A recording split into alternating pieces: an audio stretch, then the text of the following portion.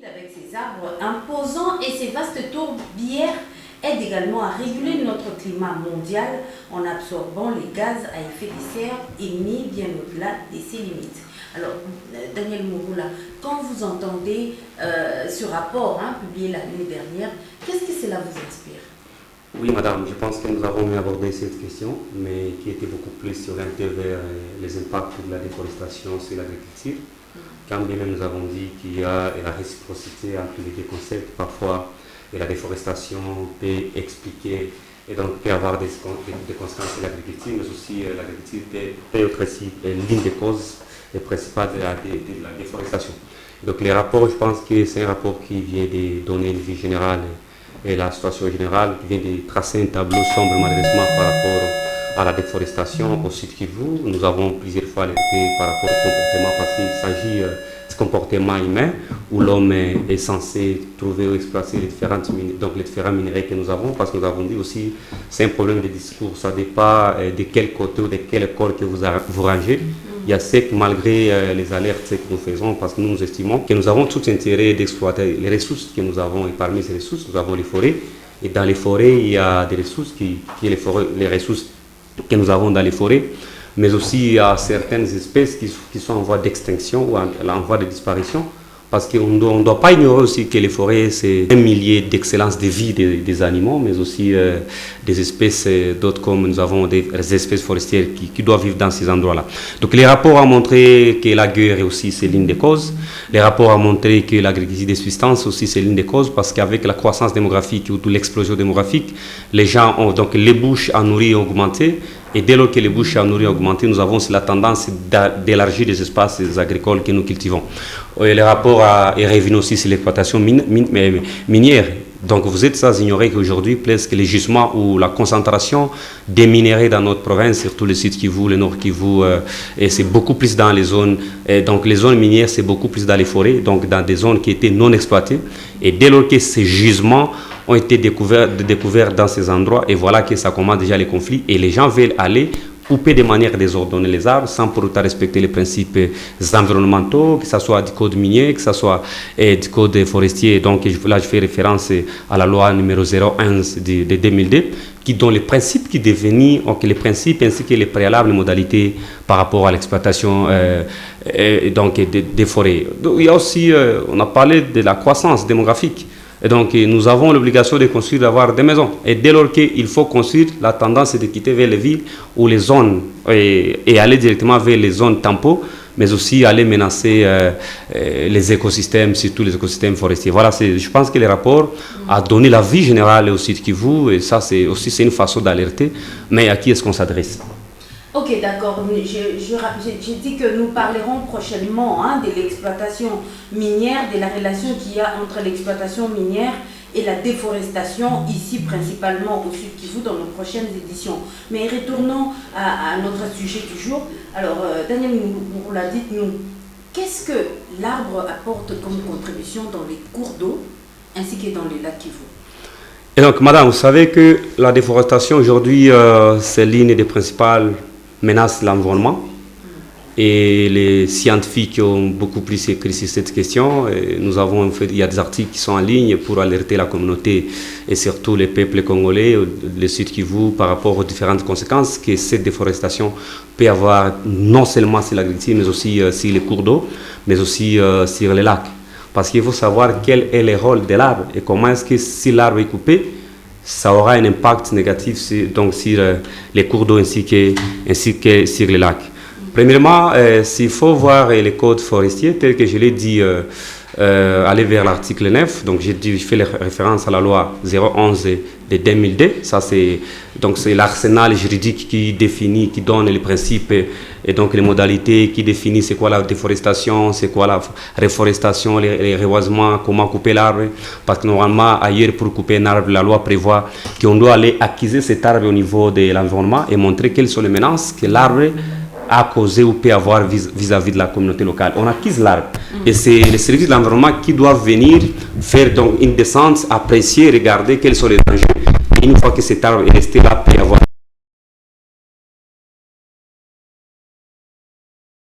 environnante de cet arbre-là. Et là, les services de l'environnement donnent directement un document qui donne à la personne, même si c'est vous-même qui avez planté cet arbre-là, on vous donne maintenant sous forme d'un jugement. On acquise cet arbre-là comme un danger directement, comme un prévenu. Et là, l'arbre peut être maintenant coupé. Alors voilà pourquoi nous disons que la déforestation et la destruction ou la réduction des couverts forestiers, souvent qui sont causées par la coupe abusive du bois. C'est ce qui se fait surtout avec les populations environnantes des forêts. Donc, quand je suis vers les parcs et quand je suis vers les réserves qui sont toujours protégées, vers Itombwe, vers nos boisements, il y a aussi des bosquets qu'on appelle des forêts coutumières. Il y a l'agriculture sylvopastorale telle que les rapports ont fait allusion à ça. Donc c'est parmi aussi les causes où les gens parfois ils passent par chercher ou cultiver, le sol est déjà pauvre n'est plus fertile. La tendance, surtout dans les grandes agglomérations ou les grandes entités comme Chabunda ou Walungu, lorsque vous êtes à Calais, la tendance, les gens quittent et veulent menacer les parcs pour chercher ou cultiver, étant donné que les espaces que ces gens cultivaient ne sont plus fertiles. Il y a aussi la fabrication du charbon et des bois. Donc vous êtes sans ignorer que dans la ville de Bukavu et surtout au sud Kivu, 80% des ménages utilisent les charbons ainsi que les bois. Et la tendance c'est quoi? Et surtout pendant cette période, les écogardes où j'ai vu il y a eu des alertes on a alerté par rapport à la multiplication, les menaces que la guerre que nous traversons aujourd'hui a impacté sur les parcs Kaouzi-Biega où les écogardes sont menacés, il n'y a plus de protection. Malheureusement, la tendance de la population, c'est d'aller couper de manière régulière, de manière permanente les arbres pour avoir les charbons, pour avoir les bois, pour construire les maisons. Et cela ne respecte plus la réglementation parce qu'à un moment donné, lorsqu'on parle des dynamiques des populations, et quand on parle des populations, les arbres font partie aussi des populations. Et nous avons fait les cours de dynamique et on doit être en mesure de réglementer cette question et de savoir où est-ce qu'on peut couper, dans quelle période on peut couper et quel type d'arbre qu'on peut couper. Est-ce que c'est l'arbre qui a atteint la maturité? Est-ce que l'arbre n'est plus à mesure de séquestrer le CO2? Et là, c'est les services d'environnement qui doivent nécessairement définir tous ces modèles. Pour revenir à la question, quelle est la contribution de l'arbre dans les cours d'eau ainsi que dans les lacs? C'est là où nous voulons aller. Nous voulons aller parce qu'on devrait être en mesure d'abord de contextualiser, mais que les gens sachent d'abord pourquoi la déforestation. Alors la réalité aussi qui vous est que la pression démographique, la pauvreté énergétique, l'exploitation anarchique des ressources forestières aggravent la déforestation, notamment autour des bassins versants, mais aussi autour des rivières, ainsi qu'autour des lacs. Alors, cela aura un impact sur la déforestation, aura un impact sur les cours d'eau, ainsi que les lacs au niveau de notre province de Kivu, mais aussi dans d'autres provinces. Il y aura la disparition de la couverture forestière et qui va entraîner quoi? Il y aura les ruissellements excessifs, les ruissellements des eaux. Parce que les arbres nous aident... S'il vous plaît, disparition de la couverture forestière sur les lacs, ça signifie quoi? En des termes simples. En des termes simples, vous allez voir qu'autour des lacs, dans les bassins versants, il y a des arbres qui sont plantés, il y a la végétation qui est là. Et cette végétation nous aide à faire quoi? Maintenir l'eau, à réduire l'infiltration et le faire de manière modérée. Au lieu que l'eau tombe directement, que l'eau coule avec une vitesse. Parce que l'arbre aura d'abord le rôle de réduire la pression de l'eau, mais aussi l'arbre va permettre une infiltration modérée de l'eau dans le sol. Et c'est ce qui va permettre aussi que l'eau, ou toutes ces eaux qui vont se diriger vers les rivières, alimentent les cours d'eau, alimentent aussi donc les lacs. Mais cela doit se faire de manière modérée. Mais dès lors que ça tombe directement, et dès que ça tombe, il n'y a pas sous forme ce qui va réduire ces pressions-là. Et donc les eaux directement vont aller vers le lac. Mais la conséquence, c'est quoi, madame? Et voilà ce qui s'est passé à Bouchouchou, ce qui s'est passé à Calais, les événements que nous avons passés, ces événements. Bouchouchou et Niamoukou, c'était lié à la déforestation. Parce que lorsque ça tombe, surtout pendant la saison pluvieuse, où il y a une pluie irrégulière, non contrôlée, il n'y a pas l'eau, il n'y a pas d'arbres qui doivent maintenir. Et donc les pierres qui doivent maintenir, l'arbre qui doit maintenir tout ce que nous avons comme les parties qu'on appelle les gisements, ça vient directement avec la boue, ça vient directement avec la terre, parce que l'arbre va ralentir ce mouvement des eaux. L'arbre peut maintenir d'une part, il n'a qu'à mettre les madjiwe, mais dès lors que l'arbre n'est plus là, c'est de ce que nous allons vivre. Il n'a qu'à les madjiwe, il n'a qu'à les longues et l'événement de Niamoukouri, l'événement qui s'est passé à Calais, ce qui se passe vers le lac Tanganyika, vers Uvira, va encore se répéter parce qu'il y aura des inondations, il y aura des érosions autour du lac, parce que l'arbre qui est comme protecteur du lac, l'arbre qui est comme protecteur, qui réduit cette pression, n'est plus là et directement il n'a pas pression mine Jonathan dans le lac. Malheureusement, pendant aussi la saison sèche, comme cette période, surtout chez nous, il y a la sécheresse, les lacs aura la tendance de se sécher. Lorsque tunakuwa mai inakauka, ndio ce que nous traversons, la SNEL va pleurer chaque jour. Parce que mai inakuwa ya kidogo tena juu miti haiko na ile miti inaprovoquer cette mvula ikuwe, parce que nous avons fait tous les cours de la géographie, on a cette notion de l'évaporation, d'où vient la pluie, les mouvements et donc la réciprocité entre les lacs, quel est le rôle du lac, le rôle de l'arbre pour maintenir l'eau. Et pendant la saison, donc lorsqu'il y a le soleil, il y a l'évaporation. Le soleil va provoquer l'évaporation et c'est ce qui va nous conduire vers le nuage et encore refléter à maille. Donc la déforestation a des impacts. Et là nous avons parlé de l'érosion et l'ensemblement des cours d'eau. Et là,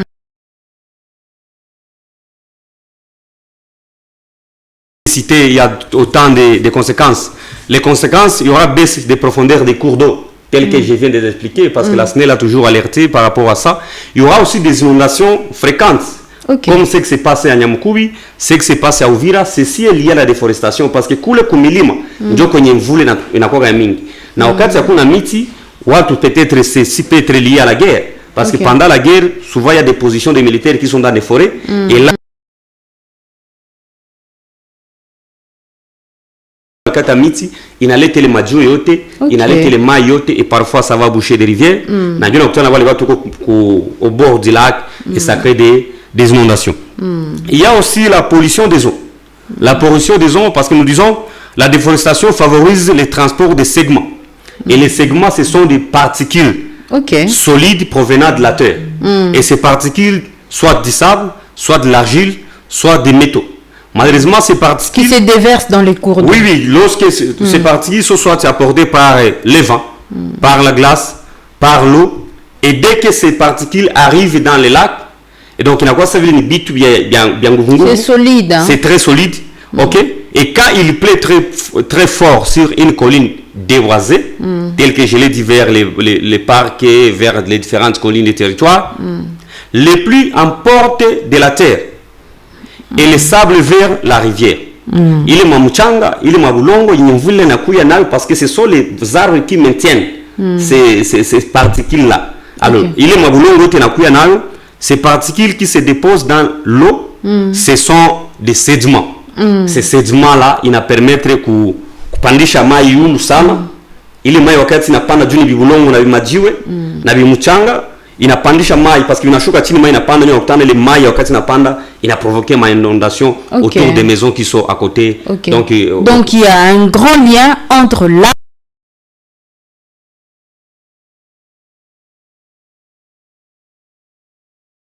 provoquer l'eau parce que c'est l'arbre qui nous aide à maintenir l'eau, l'humidité du sol. Et les phénomènes de l'évaporation wakati ile mai inakuwa mule jua inawaka inapandisha ile hewa botnesma samvuke inaenda créer manuage mais aussi wakati inakuwa ingine ile mvule inanyesha tena mule. Donc il y a aussi l'introduction des déchets, des produits chimiques agricoles dans l'eau. Parce que la déforestation, c'est ce que nous avons dit, le rôle de l'arbre aussi, c'est la séquestration du CO2.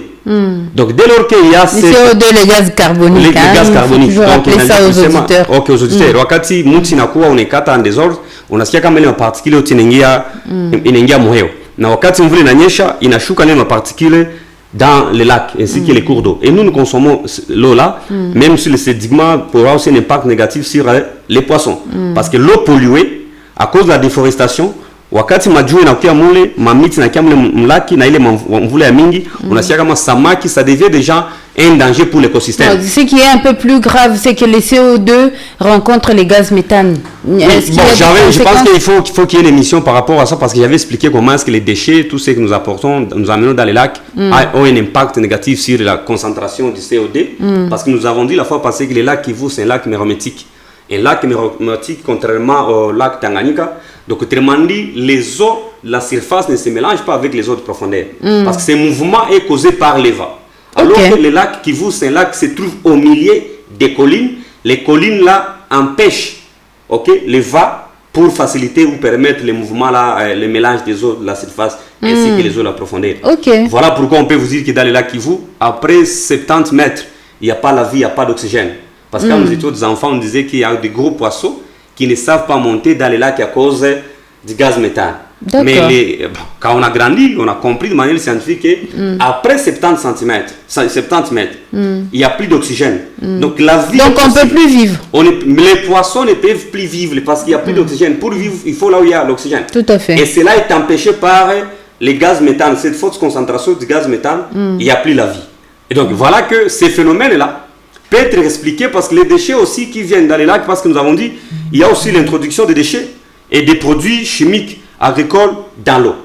Il est miti na iwanaka wakati tunakata ile miti vile vitu vinatoka kule kwa interieur vinakuya vinaingia mu rivière wakati tunakia mu rivière vinajiverser directement dans les lacs. Tous ces déchets là, ce sont des phénomènes qui expliquent la forte concentration de gaz méthane.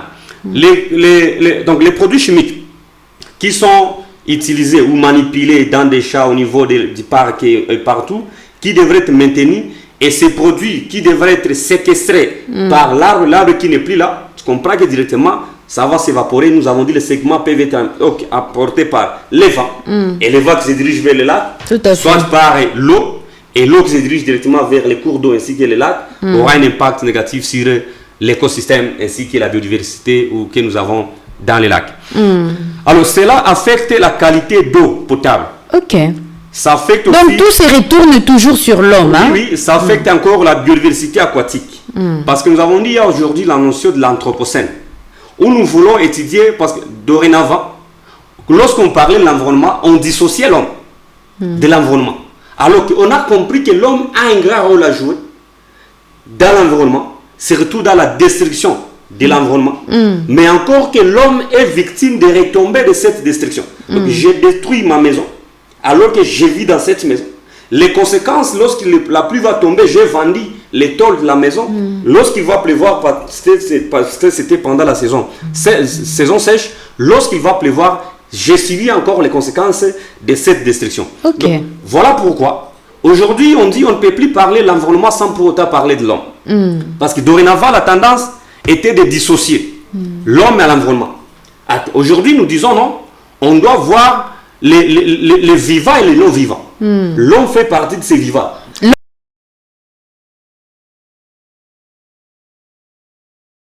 Donc, il ne faut pas les dissocier. Il faut maintenant étudier comment est-ce que le comportement de l'être humain, moi comme Daniel Moreau, comment est-ce que mes comportements ou ma façon de voir, ma conception vis-à-vis de l'environnement, et là, la culture aussi a un rôle à jouer. Quelle est la valeur que ma culture donne à la forêt? Quelle est la valeur que ma culture donne à un lac? Et donc, cette conception, le comportement là, aura aussi un impact sur la protection de l'environnement. Voilà pourquoi nous disons, il y aura la perturbation du régime hydrologique. C'est-à-dire quoi, perturbation? Les forêts jouent un rôle clé dans la régulation du cycle de l'eau. C'est ce que nous avons dit, les phénomènes là. Il y a aussi la recharge des nappes phréatiques. Donc phréatiques, nous avons expliqué à ce moment-là que l'eau a un rôle primordial dans la régulation du cycle de l'eau. Donc les forêts. Les forêts nous permettent d'avoir la pluie. Les forêts nous permettent à séquestrer les CO2. Les forêts nous permettent à garder l'humidité. Les forêts nous permettent à faire quoi? À réguler aussi les mouvements des eaux lorsqu'il y a la pluie. Et dès lors qu'il n'y a plus la pluie, donc il n'y a plus de forêt,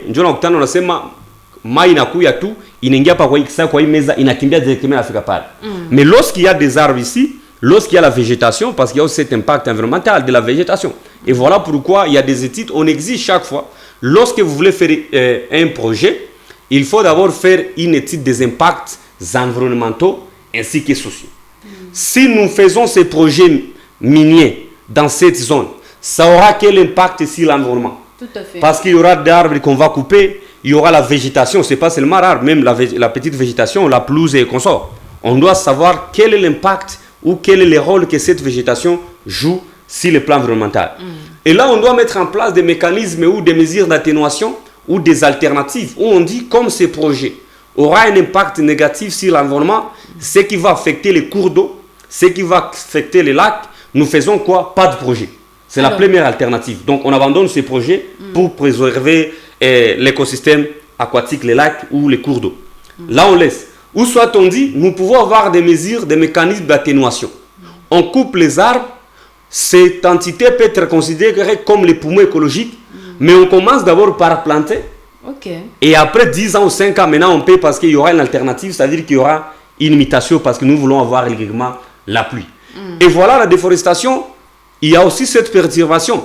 Dès lors que les lacs sont séchés, dès lors qu'il n'y a plus de cours d'eau, dès lors qu'il y a la perturbation donc, de la régulation du cycle d'eau, donc ça aura un impact négatif. On n'aura plus de poissons, on n'aura plus et donc l'eau régulièrement, et ce qui va impacter l'eau de mauvaise qualité. De mauvaise qualité, ce qui va impacter nos robinets, ce qui va impacter l'électricité, parce que la SNEL aussi à ce niveau n'aura plus aussi à faire fonctionner ces machines.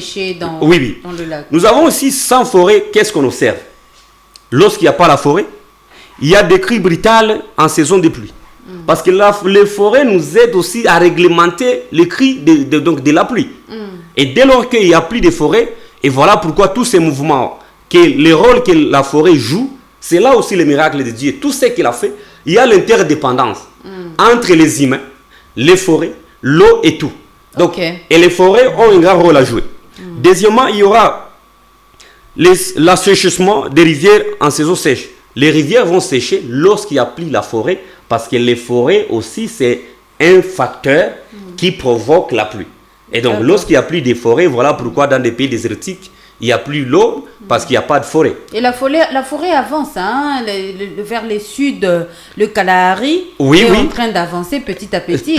Ceci est lié à ce comportement de l'être humain à la sécheresse, parce qu'il n'y a plus de forêt.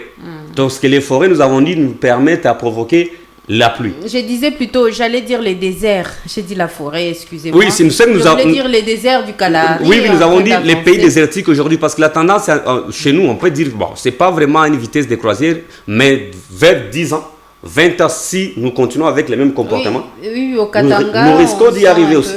Parce que je me rappelle, quand nous étions des enfants, on voyait la pluie régulièrement pendant cette période.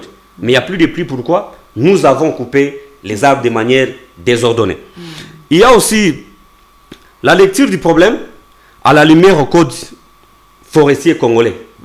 Et là, nous disons que les codes forestiers, et là, c'est la loi numéro 011 de 2002, stipule que... Ça, c'est quel article bon, je pense à l'article 9. L'article 9 explique que les forêts sont un patrimoine national. L'article 9 du code forestier. Oui, les forêts sont un patrimoine. Le code forestier de quelle année? Parce qu'ici, on dit les arbres situés dans un village ou son environnement immédiat ou dans un champ collectif ou individuel sont la propriété collective du village ou de la personne à laquelle revient. Donc, prenez le code forestier, la loi numéro 011 de 2002, à son article 9, qui stipule que les forêts sont des patrimoines nationaux qu'on doit protéger. Leur gestion doit garantir la protection des sols, des eaux, de la biodiversité. Donc la gestion des forêts doit garantir la protection des sols, la protection des eaux, ainsi que la protection de la biodiversité. Alors toute exploitation forestière doit respecter l'environnement, doit respecter les écosystèmes aquatiques. Donc il faut qu'il y ait un lien entre la protection des sols, la protection des eaux, la protection des biodiversités. Parce qu'il y a des espèces qui vivent là.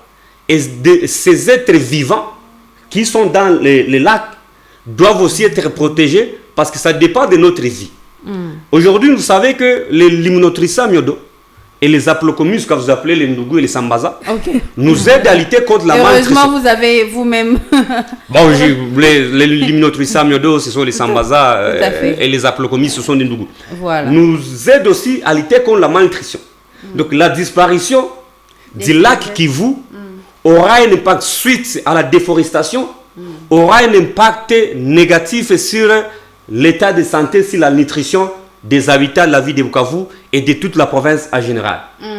Il y a des gens qui vivent, qui exploitent là, les lacs Kivu. Donc ils sont pêcheurs, il y a d'autres qui font des petites activités génératrices de revenus. Donc une fois que ces lacs n'existent plus, suite à la déforestation, parce que la sécheresse peut amener la disparition. Ces phénomènes se sont déjà produits plusieurs fois dans plusieurs pays. Et donc cela peut nous conduire à des conséquences non seulement environnementales, des conséquences économiques, ainsi que des conséquences sanitaires et culturelles. Merci parce beaucoup. que le lac aussi a une valeur culturelle, surtout pour les gens qui vivent les communautés riveraines qu'on appelle les insulaires d'Idjui. Ils savent quelle est la valeur du lac. Alors, voilà pourquoi nous disons encore, il y a l'impact aussi, l'interdiction des coupes anarchiques. Les codes forestiers ou la loi 011 de 2001, de 2010 à son article 9, donc interdit aussi, il y a aussi interdiction des coupes anarchiques. Les codes forestiers interdisent ceci. L'exploitation forestière sans autorisation.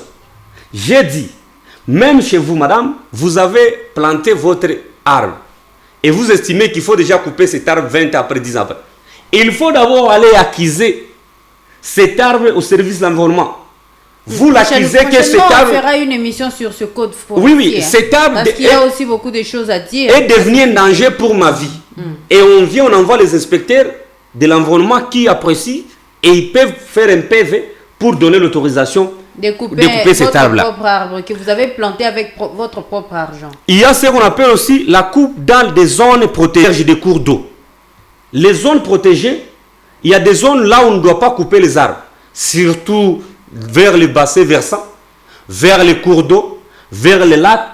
Donc ça, ce sont des zones protégées où il est strictement interdit d'aller découper les arbres. Donc, mais pourquoi les gens coupent les arbres à ciel ouvert? Il y a les responsabilités de l'État, telles que je l'ai dit encore la fois passée dans l'émission.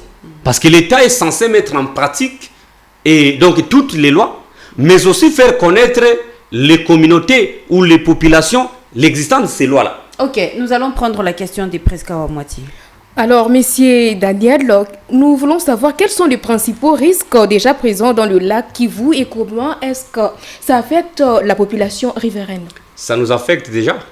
Parce que nous disons, il y a déjà, si à la ligne où vont les choses, il y aura disparition de certaines espèces aquatiques. Nous disons que nous connaissons que dans les lacs Kivu, nous avons 4 espèces. Nous avons les Limnotrissa myodo, nous avons les Aplocomus, nous avons les Sambaza, les Ndougou, nous avons les Clarias, que vous appelez les Kambalé. Ok. Et nous avons aussi les tilapia. Ce sont les 4 espèces là que nous avons dans le lac Kivu. Et si ce lac-là est pollué, et si ce lac-là est contaminé, ces espèces vont disparaître. Autrement dit, nous, on n'aura plus ces espèces-là. Deuxièmement, il y a des gens qui consomment l'eau du lac Kivu. Je prends les amis qui sont vers Ngouba. L'eau qu'ils consomment, c'est l'eau de la rivière Ruzizi, mais qui vient du lac Kivu. Donc, s'il n'y a pas à ce niveau-là, la disparition, ou si le lac peut être séché aujourd'hui, la première conséquence, c'est quoi? Ça veut dire que ces gens-là n'auront plus d'eau. Deuxième conséquence, nous avons parlé de sédiments, la sédimentation. Donc, la boue, les particules là, solides qui viennent partout lorsqu'il plaît, ça aura une conséquence sur les maisons environnantes du lac Kivu parce que nous assisterons à des inondations. Ne vous en faites pas. Ça peut être 5 après, 10 après, 20 après parce que le lac aura la tendance de chercher, de retrouver son espace naturel. Donc unakutana ile mai inapanda juisha kwa espace kidogo watu washajenga ile mabuchafu inapandisha mai na ile mai inafanya nini, inacrée une inondation vers les maisons environnantes du lac, ceux qui ont occupé ile mapartie haute. Donc la conséquence c'est encore au niveau du site Kivu. Aujourd'hui nous avons un problème de l'eau, nous avons un problème d'électricité. Chaque fois que l'abraliment, non pas l'abraliment, mais la SNEL alerte sur l'insuffisance de l'eau, on a ce lac qui chouque pendant la saison sèche. Là qui chouque parce qu'il n'y a plus de pluie. Et ce qui provoque souvent la pluie, nous avons dit, ces mouvements-là, l'arbre a un rôle à jouer dans la pluie, la permanence, ainsi que le système, la régulation du cycle d'eau. Donc, ce sont les conséquences que nous vivons, mais ce n'est pas vraiment un degré élevé à présent. C'est encore un degré moins élevé, mais on doit quand même alerter pour éviter le pire qui va nous arriver vers les jours à venir. Alors, Daniel Mouroula, dites-nous, est-ce qu'il y a des conséquences de l'abattage des arbres dans les eaux douces? Par exemple, dans les sources d'eau, il y a beaucoup de sources d'eau au sud Kivu. Quand on abat des arbres, y a-t-il des conséquences dans les sources d'eau qui sont par-ci par-là à travers la province? Mais madame, je l'ai dit encore. Les sources d'eau aussi sont concernées. Sont concernées. Au-delà des rivières. Mais oui, il y a là, souvent les gens qui sont dans les milieux ruraux, quand on fait les villages, vous allez voir qu'il y a des sources d'eau, c'est comme ma pôle. Donc quand vous coupez, d'où vient cette eau-là? L'eau là, c'est l'eau qui est conservée, maintenue par l'arbre. Et puis l'infiltration se fait de manière modérée, progressivement. Il a constitué maï. Donc dès lors que hakuna ile maï, il est mythe. L'eau peut être là, mais ça sera une eau contaminée. Parce que il est maï, vous la regardez dans quelle particule, directement dans les rivières. Alors que l'arbre nous aide à faire quoi? À conserver ces produits toxiques qu'on parle de les carbone, les CO2 dans l'environnement. Comme ça, parce que l'air est à contact avec l'eau comme ressource. Maintenant, dès lors qu'il plaît et il y a ce contact entre l'eau ainsi que l'air, où il y a une concentration du CO2, il n'a plus directement les mailles pour tomber malade. Alors que donc même les eaux douces sont concernées. Tout est concerné. Et j'ai dit, lorsqu'il y a la pluie, que ce soit les cours d'eau, eau douce ou non douce, les autres à disparaître parce que ok. 09 92 93 82 16 084 30 35 225 sont là les numéros de téléphone pour participer à cette émission et mettre un commentaire ou poser des questions à notre invité qui est Daniel Mouroula. Je rappelle qu'il s'agit de l'émission Avenir Vert, qui est une émission qui sensibilise la population à la protection de l'environnement sur 89.3 MHz, c'est www.svenmedia.info.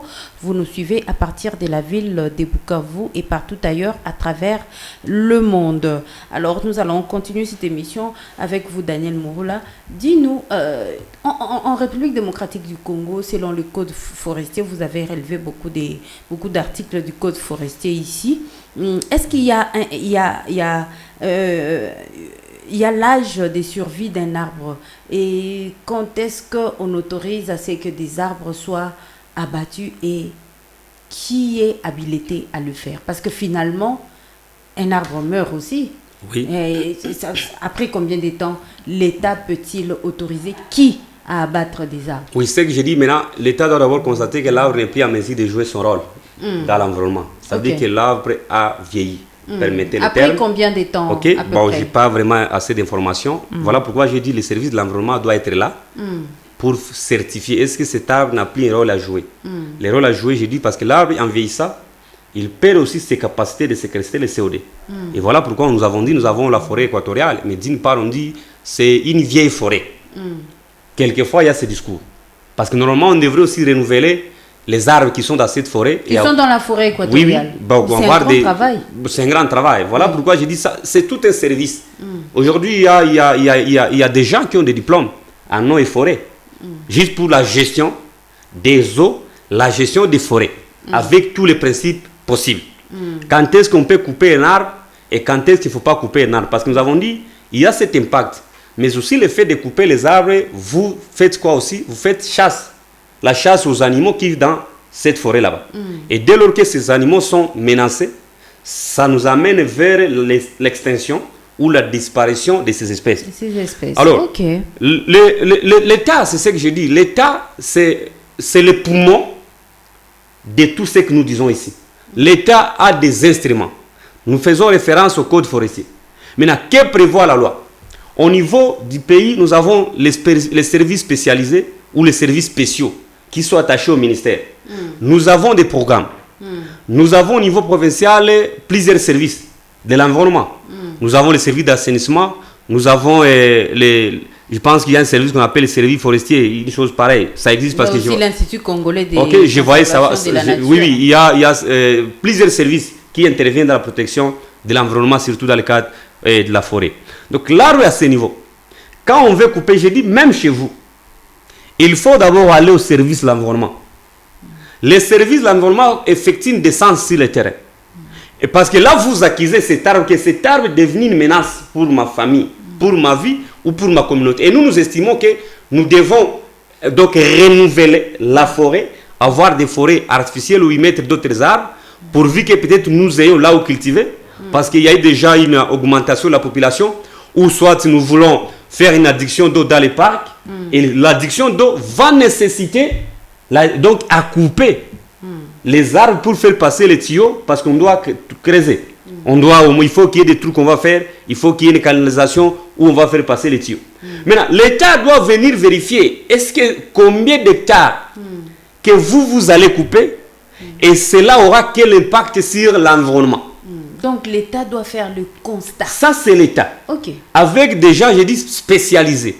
Parce que l'environnement, c'est toute une pédagogie où chacun a une orientation. J'ai dit à ceux qui sont orientés dans eau et forêt, là, c'est leur domaine. Maintenant, le code, lorsqu'on estime que cet arbre, maintenant, l'environnement, l'inspecteur du service de l'environnement fait maintenant un PV. Et c'est à l'issue de ce PV, soit qui dit non, on coupe ou on ne coupe pas. Mais aussi avec des recommandations. Si vous voulez déboiser ou couper toute une forêt, il faut reboiser, il faut amener d'autres espèces et des espèces quand même qui ont un impact ou qui auront un rôle à jouer dans l'environnement. Okay. Donc c'est l'éducation à l'environnement et la gouvernance environnementale ou l'état de responsabilité ou les communautés ont des responsabilités ou les acteurs, la société civile ont des responsabilités. Mais même vous là, des médias, parce que des émissions pareilles, ce sont des émissions à caractère éducatif. Vous sensibilisez les gens, vous leur montrez l'impact de la déforestation sur les eaux, ainsi que les cours d'eau, ainsi que les lacs. Et dès lors que cet impact est négatif, maintenant, nous là, comment est-ce que nous sommes affectés avec ces comportements? Ok, merci beaucoup. Presque à moitié. Alors, Monsieur Daniel, quelles mesures urgentes pourraient être mises en place pour protéger les forêts et les cours d'eau au sud Kivu? Premièrement, il faut le renforcement de l'application du code forestier. C'est la première mesure qu'il faut faire. Il n'y a pas de mesures d'application. Il n'y a pas de mesures. J'ai dit, les lois sont là. Parce que nous sommes un pays qui a presque les bonnes lois. Mais l'application, c'est ce qui cause problème. Voilà pourquoi nous Depuis 2002 quand même, ça fait aujourd'hui 23 madame, ans. faites seulement un micro-baladeur. Posez la question seulement aux Congolais, ici la ville de Bukavu, 15 personnes. Est-ce qu'ils ont une idée sur les codes forestiers? Je vous dis que vous n'aurez pas même 5 personnes. Mais ce code-là n'a pas été vulgarisé aussi. Oui, c'est ça le problème. C'est ce que j'ai dit. C'est ce que j'ai dit. Il faut renforcer. Pour renforcer l'application du code forestier, ça veut dire qu'il faut que les gens soient informés. Il faut que ces codes forestiers soient vulgarisés. Et il faut que les services soient habilités.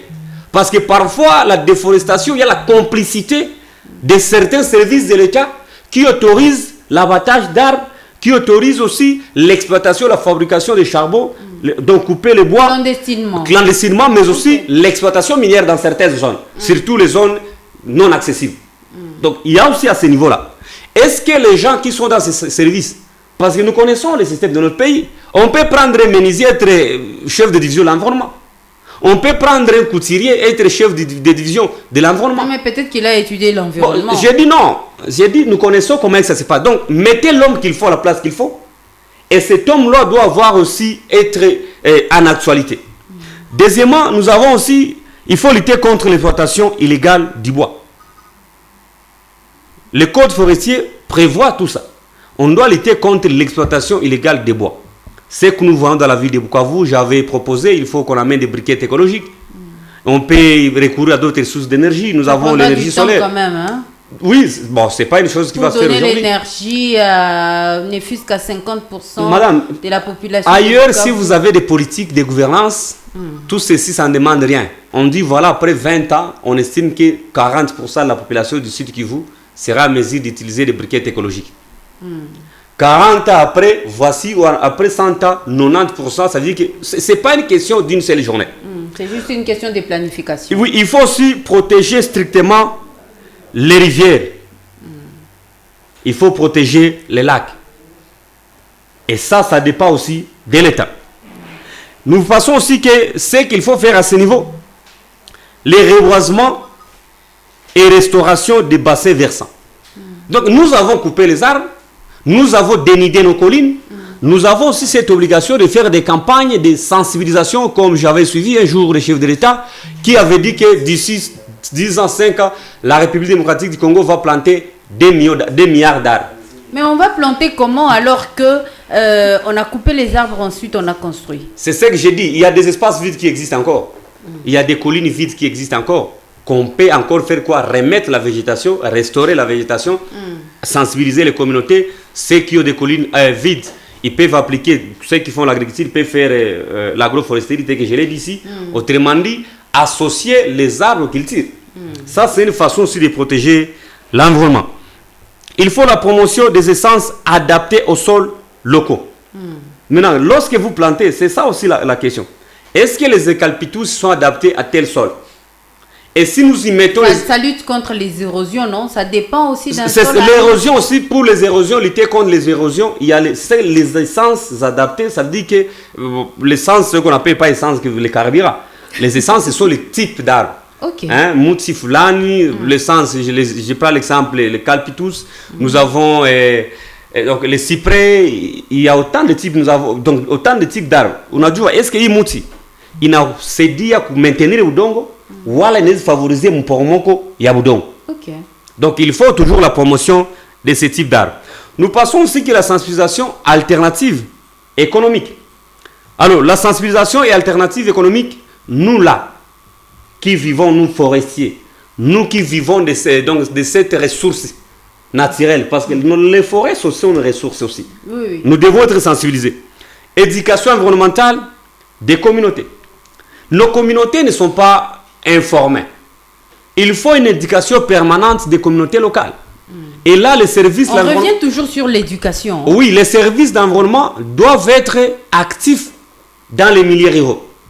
Les messages que nous faisons, lorsque je suis à Chaboula, ces messages doivent être traduits en Kireg. Okay. Lorsque je suis à Walungu, ces messages doivent être traduits en Mash. Lorsque je suis à Boubembe, ces messages doivent être traduits en Kibembe. Okay. Lorsque je suis à Boufleur, ces messages... Parce qu'il faut que je communique avec la communauté locale et la communication pour éviter qu'il y ait... Et donc les bruits qu'on appelle la communication, c'est lorsque l'interférence, c'est lorsque l'émetteur et le récepteur ne s'attendent plus. Donc il y a les codes, l'autre ne sait pas décoder. Je parle en français, je m'adresse à ma grand-mère qui est à Walungu. Elle n'écoute pas. Comprend pas. Donc, lorsque je parle de sédimentation, est-ce qu'elle comprend c'est quoi? Lorsque je parle de la déforestation a quel sens ou quelle est la signification de la déforestation lorsque je parle à Mage? La promotion des énergies alternatives au charbon de bois. Briquettes écologiques. Lorsqu'on le fait, nous avons accepté. La sensibilisation et l'éducation environnementale nous amène à adopter l'utilisation des briquettes écologiques, à faire peut-être recours au réchaud à gaz, à faire recours, nous avons l'électricité aujourd'hui avec H-Power, amener les gens à accepter que voici ce que nous allons faire. Donc, lorsqu'il y a cette promotion des énergies alternatives, les gens n'iront plus vers les parcs, Miti. Lorsque nous pensons que nous devons construire des maisons écologiques, nous devons construire des maisons pas chaque fois. En tout cas, milonge mon parc, en tout cas, ma miti mon parc, en tout cas, tu ma nyumba, tu ma biti. Donc, il y a des solutions alternatives qu'on peut mettre en place et la population, lorsqu'elle adopte ces comportements, parce que ça, c'est une question vraiment psychologique. Où il faut, wambie moutou mazo pigia kumakala, aselo anze pigia kuresho, anze pigia kwele makala kizungu. Inalomba wakati ya mingi sana. C'est beaucoup de temps, il faut beaucoup de sensibilisation, mais aussi il faut qu'il y ait des experts à la matière. Ne pas engager un menuisier à la place d'un environnementaliste.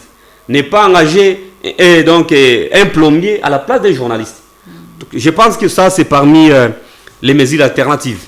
Et voilà que nous avons pensé, lorsque l'État prend ses responsabilités, les ONG qui sont dans le cadre de la protection de l'environnement, malheureusement, qui reçoivent des financements, mais lorsque vous êtes sur le terrain, ces financements sont détournés et les projets qui ont été financés pour la protection de l'environnement, vous allez vérifier qu'à ce niveau, l'impact de ces projets sont zéro. Donc les acteurs au niveau de l'État, l'État doit mettre en place tout ce que nous avons comme code forestier et appliquer, mais aussi appliquer les sanctions. Les sanctions. Parce que les sanctions sont là, mais ces sanctions ne sont pas... Mais comment on va sanctionner aussi longtemps que les mesures d'application de ces codes miniers n'existent pas? Il faut d'abord les vulgariser. C'est après avoir informé quelqu'un que voici si tu fais ça, voici ça et ça et ça. Mais si tu fais le contraire de ça, voici ce qu'il prévoit la loi. Donc là, l'État peut maintenant vous mettre devant les organes judiciaires pour vous juger conformément à ce que prévoit la loi parce que vous avez détruit l'environnement. Et nous disons que la protection des forêts, des cours d'eau et du lac n'est pas un luxe, mais c'est une obligation légale. C'est une obligation morale. C'est comme si vous protégez vos biens, vous protégez l'intégrité nationale, vous protégez la souveraineté. La protection des forêts, la protection des lacs, la protection des cours d'eau, ce n'est pas un luxe. Je dis c'est un devoir légal, c'est un devoir légitime de tout citoyen. Et le code forestier congolais nous donne un cadre clair. Il nous revient collectivement de respecter pour garantir un avenir vert aux générations futures. Merci beaucoup pour ces messages. Il est déjà 15h54. Nous avançons lentement mais sûrement vers la fin de cette émission Avenir Vert qui émet à partir de la ville de Bukavu sur la radio Sven 89.3 MHz et www.svenmedia.fr ainsi que sur toutes nos plateformes. Alors, Daniel Mouroula, dites-nous aujourd'hui, quel est le message que vous allez lancer ainsi à la population ainsi qu'aux autorités compétentes par rapport à ces sujets liés à la déforestation, surtout que la déforestation détruit les cours d'eau ainsi que le lac Kivu? Je pense que le message, je l'ai dit, je viens encore de le dire, qui est la protection des forêts. Est-ce que vous pouvez le dire en swahili?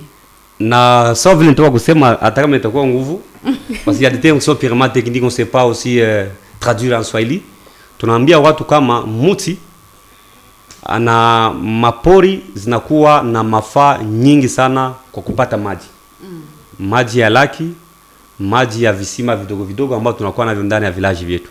Sababu ile miti inatusaidia mvua kunyesha na ile miti inatusaidia aussi kuproteger udongo, na wakati tunakata miti ni kusema ile maji itapunguka, mvua itakuwa, ndio nakutana laki zinaanza kauka, mitoni mu village mbalimbali leo haziko tena, zinakauka parce que kulikuwa ma addiction do ya ma projet ya maoni jelifanya bana devier rivière juu ya kupatia watoto batu mai, mais après nta juu hakuna tena mvula, balishaka ta miti kuma pori fulani ile mutoni na kauka, maji haitaonekana tena mkarti. Okay. Faut watu waelewe kama ile comportement ile namna yetu ya kukata miti kiolela ndio inakuwa inaleta shida ambayo tunakuwa leo vile Bukavu hakuna mai, kuma village fulani hakuna mai, meme wakati tulikuwa tunafanya ma rivière parce que wakati tunafanya irrigation inafanyika ni mtoni, il faut le mtoni itoshe hiyo mshamba. Sasa wakati tunakata miti mtoni na kauka, unasikia kama kusile plan agricole aussi itakuwa affecté parce que agriculture du ipate inalomba ikwe na mai. Laki itakauka sawa vile kuna kwa nyingine mainchi fulani ambao wanakuwa na shida ya mai, ungeenda kwa mainchi kule sawa vile mainchi za Chad, ungeenda mainchi kama Ethiopia na mainchi fulani ambao zinakuwa pays désertique, wanakuwa ile problème ya maji sababu hawana miti. Kuna kwa inchi fulani unaenda hamo wanakuambia hii ni pori. Mesa unaona pori, unajuza ndio pori. Muko ikitu iko sa mayane tu meboy wanipatia conception ya forêt parce que wanajua samani ya muti. Et voilà pourquoi leo kuna kwa maïtides na évoluer dans les pays désertiques, il y a maintenant des essences forestières qui sont adaptées, zinaanza pima kupanda juu ifanye nini? Des steps. Ipande na wanawazia itawasaidia kupata mai fulani kila siku sababu mai inatokea na mvula, na wakati hakuna pori ni kusema mvula haiwezi kuwa. Na wakati hakuna mvula hakutakuwa maji. Wakati hakuna maji tunapata shida fulani za magonjwa, tunapata shida hatutapata mlimo, tunapata shida aussi hatutapata pia aussi na moto sababu umeme nao unatokea ndani ya maji. Et aux autorités compétentes. Les autorités compétentes doivent prendre les responsabilités en main. Quand on est responsable, gouverner c'est prévoir. Ça veut dire que vous devez mettre en application les codes forestiers, mais aussi sanctionner les contrevenants. Ok, il faut ceux qui sont à la compte, iront à la compte de ceux qui prévoient. Le cas d'espèce, ils peuvent commencer par quoi? La première des choses qu'il faut faire, c'est la sensibilisation. Parce qu'il faut d'abord vulgariser, que les gens sachent, soient informés sur l'existence ainsi que l'importance de l'arbre, mais aussi ce que prévoit le code forestier. Donc, quand tu vas sensibiliser, et je pense que si l'État peut passer d'abord à ce niveau, mettre en place les moyens, aussi les renforcements des capacités de ces services. Est-ce que les services qui sont en place, est-ce que ce sont des services compétents, où il y a des gens qui sont compétents par rapport à ça? Est-ce que ce ne sont pas les partis politiques qui ont recommandé des gens et qui n'ont aucune notion par rapport au code forestier? Parce que quelqu'un peut être dans les services de l'environnement, madame. Mais on a mis l'article même code forestier. Quelqu'un peut être dans le civil de l'environnement, mais on a mis qui vous explique c'est quoi la déforestation. Alors que c'est lui qui est censé faire ça. Donc, placer les hommes compétents dans des services de l'environnement, les hommes qu'il faut à la place qu'il faut, sanctionner les contrevenants, ceux qui sont impliqués dans la production de charbon, ceux qui sont impliqués dans la fabrication, la production du bois, ceux qui sont impliqués dans la déforestation, que ce soit les services, les écogrades. J'ai dit, c'est tout un circuit. Dans l'exploitation minière, hein, dans l'exploitation minière, j'ai dit, c'est tout un circuit qui nécessite, pour le démanteler, il faut un État responsable. C'est pas facile, hein? Oui, qui s'est protégé. C'est pas facile, mais c'est facile aussi. Comment démanteler ceux qui sont dans l'exploitation minière? Ça, c'est tout. Madame, il faut seulement mettre en place des mécanismes de surveillance. Moi, je suis gouverneur des provinces, je suis président de la République, je suis ministre de l'Environnement. Voici les services, je suis du domaine de l'environnement. J'ai fait ma thèse en environnement.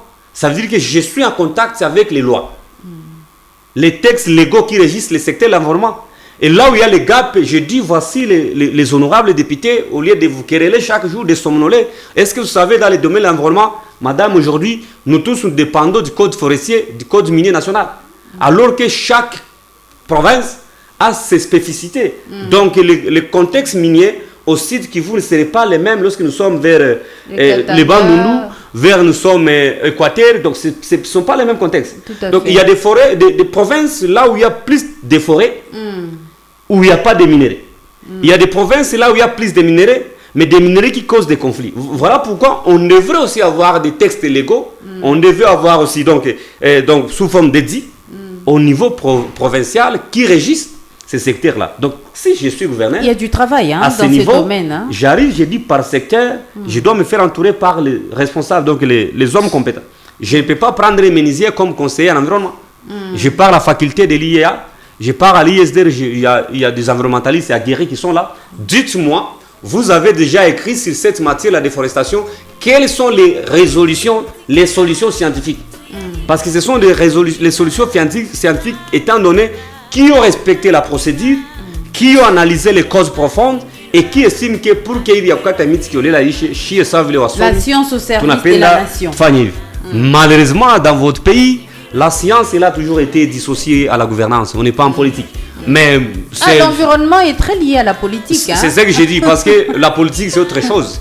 Il y a aussi les politiques environnementales. Est-ce que ça existe dans notre pays? Dieu seul sait si ça existe. Merci beaucoup Daniel Mouroula. Je rappelle qu'il s'agissait de l'émission Avenir Vert qui parlait aujourd'hui de l'impact de la déforestation dans les cours d'eau ainsi que dans le lac Kivu, ici dans la province du Sud Kivu. Nous vous disons merci. Merci beaucoup. J'ai dit merci à la radio Sven. J'ai dit merci à tous les amoureux de l'environnement qui sont en train de nous suivre et nous espérons qu'avec les paix que nous faisons comme des simples citoyens congolais, l'avenir sera plus meilleur. Je rappelle que vous êtes un expert en matière d'environnement. Oui. Merci. J'étais Judith Assine à la présentation. Je dis merci également à Priska Wamwati avec qui nous avons présenté cette émission. Merci à vous Judith Assina et merci aussi à monsieur Daniel Zagabé qui a accepté Daniel Mouroula qui a accepté notre invitation de venir parler à la population sur les impacts de la déforestation de cours d'eau au Sud Kivu ainsi que de lac Kivu. Merci aussi à toutes et à tous de nous avoir suivis. Continuez à suivre les programmes de la radio GTSVN sur 89.3 MHz et www.svenmedia.info ainsi que sur toutes nos plateformes. La prochaine édition de cette émission, c'est le vendredi à 15h et il y aura un nouveau numéro. Restez branchés et continuez à nous suivre. Merci et à la prochaine. Merci.